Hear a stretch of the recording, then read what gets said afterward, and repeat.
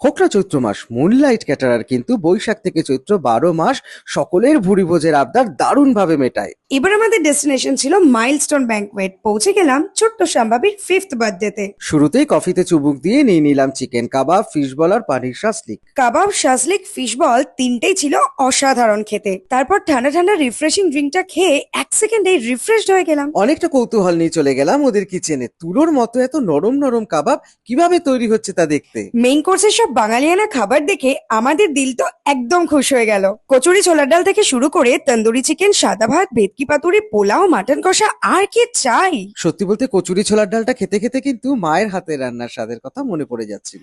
আর কিছু খেতে হয়েছিল তন্দুরি চিকেনটা, এটা যে কি সাংঘাতিক খেতে হয়েছিল সেটা বোধহয় বলে বোঝাতে পারবো না। আর ভেটকি পাতুরি সে তো ভুলতেই পাচ্ছি না, সাদা ভাতের সাথে জাস্ট জমে গেল। এদিকে তো পেট ভরে এলো, ওদিকে তো পোলাও আর মাটন কষা একেবারে হাত বাড়িয়ে আমাদেরকে ডেকে যাচ্ছে। জানোই তো, মুনলাইটের পোলাও আর মটন কষার তো আমরা ডাই হার্ট ফ্যান। দেখো বাপু, এরকম নরম তুলতুলে মাটন কষা ভাত দিয়ে বেশ তৃপ্তি করে মেখে না খেলে ঠাকুর কিন্তু প্রচন্ড পাপ দেবে। আরে চাটনি পাঁপড় মিষ্টি না খেলে কি আর বাঙালিদের পেট পুজো শেষ হয়? তাই আমি মিষ্টি প্রেমী, খেয়ে নিলাম কালাকাঁদ আর মালাই চমচম। এদিকে তো সম্ভাবীর কেক কাটাও হয়ে গেছে, তাই খাওয়া দাওয়াটা শেষ করলাম দারুণ টেস্টি বার্থডে কেকটা দিয়ে। আমরা তাহলে আইসক্রিম আর পান খাই, তোমরা ততক্ষণে মুনলাইটের নাম্বারটা সেভ করে নাও। কারণ ভালো খাবারের ঠিকানা মানেই তো মুনলাইট।